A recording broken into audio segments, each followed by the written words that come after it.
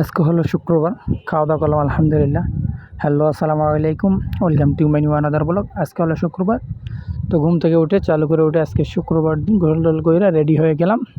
Already বাইরে হয়ে গেলাম, মসজিদের দিকে রওনা দিলাম। কেননা শহরে আগে যেতে হয়, কেননা শহরে মানুষ অনেক বেশি, মসজিদে জায়গা পাওয়া যায় না।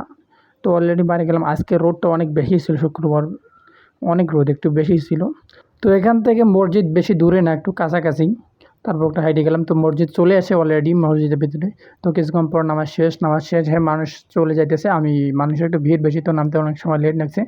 তো বাইরে হয়ে দেখি এদিকে বাজার লাগছে, তো বাজারে একটু কেনাকাটা কইরা চলে আসলাম বাড়ির দিকে আইসা শুক্রবার একটু খাওয়া দাওয়া করলাম আলহামদুলিল্লাহ ভালোই। শুক্রবার খাওয়া দাওয়া কইরা রেডি হয়ে গেলাম। কিছুক্ষণ পর বিকেলে একটু যাব ঘুরতে।